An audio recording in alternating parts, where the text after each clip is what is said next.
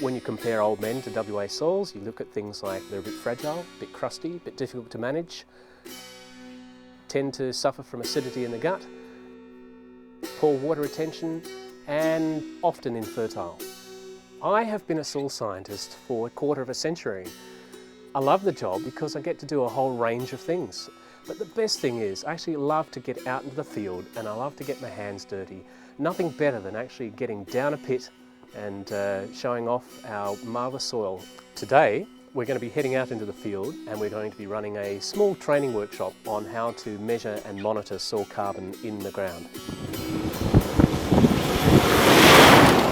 When you roll up to the farm gate and you cast your eye across the paddock, you use certain observation skills, I suppose, to pick up features in the landscape.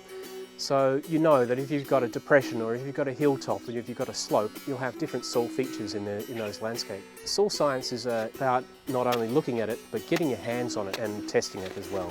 So this is an ideal opportunity to take a group of people, take them out in the field, show them what I do, show them how to measure the soil, how to set up a sampling site, how to monitor the ground, how to record information. When we get out into the paddock, we're going to be demonstrating and teaching people how to measure their soil pH, their soil texture, measuring soil compaction.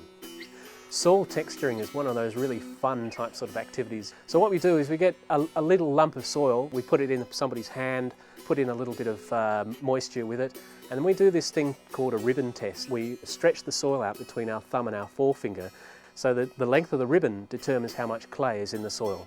Soil characterisation is like pulling out the individual elements of the soil. So if you can imagine a good wine, you're doing the same sort of thing with the soil. You're imagining the taste and you're considering the aroma and you're looking at the colour, the depth and a whole range of other things. If you can imagine lifting a good glass of wine up to your face and having a good smell of the bouquet, you can also imagine that you're sampling a great soil. Soils are the fabric of my life.